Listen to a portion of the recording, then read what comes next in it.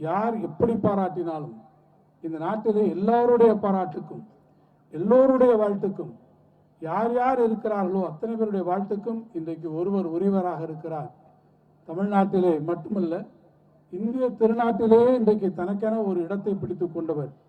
அவருடைய வாயசைவிற்கு இன்றைக்கு இந்திய திருநாடு காத்து கொண்டிருக்கிறது.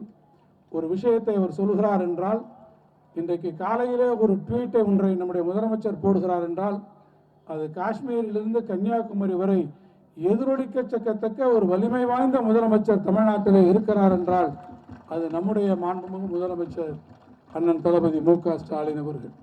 அதனால்தான் இன்றைக்கு இந்தியாவை முழுவதும் அவர் தன் பக்கத்தில் ஈர்த்திருக்கிறார். தமிழ்நாட்டு மக்கள் மாத்திரமல்ல, இந்திய திருநாட்டுக்கே இன்றைக்கு தலைவராக இருக்கக்கூடிய அவரை உங்கள் அனைவரோடு சேர்ந்து இந்த இனிய நிகழ்வில் வாழ்த்துவதில் நான் பெருமை அடைகிறேன். மகாசன்னிதானம் அவர்கள் பேசுகிற போது தலைவர் அவர்கள் பிறந்த திருக்குவளையை பற்றி அவர்கள் குறிப்பிட்டார்கள். திருக்குவளையில் இருக்கக்கூடிய அந்த திருக்கோவிலுக்கு அருகில்தான் தலைவருடைய இல்லம்.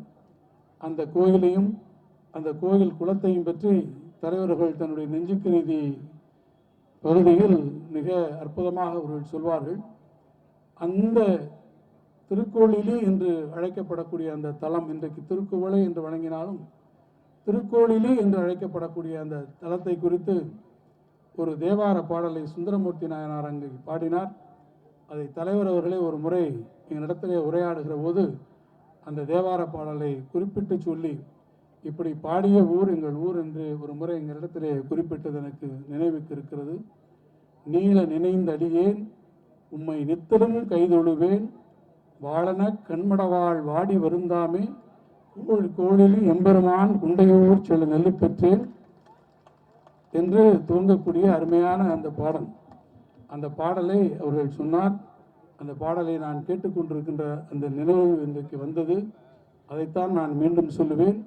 நீள நினைந்தடுவேன் உன்னை நித்தலும் கைதொழுவேன் என்று சுந்தரமூர்த்தி நாயனார் திருக்கோளில் எம்பெருமானை பாடியதைப் போல இங்கே குழுமியிருக்கக்கூடிய கழகத்தோழர்களெல்லாம் நம்முடைய முதலமைச்சர் அவருடைய புகழ் வாழ வேண்டும், ஓங்க வேண்டும் என்று நீள நினைந்தடிகளாக இருக்கிறார்கள். நித்தலும் கைதொழுகளாக நாம் இருக்கிறோம். வாடி வருந்தாமே இருக்க வேண்டும் என்று அவர் சொன்னதைப் போல தமிழ்நாட்டு மக்கள் வாடி வருந்தாமே இருக்கக்கூடிய அளவிற்கு வாரி வழங்கும் வள்ளலாக இருக்கக்கூடிய முதலமைச்சர் வாழ்க வாழ்க என்று வாழ்த்தி விடைபெறுகிறேன். நன்றி, வணக்கம்.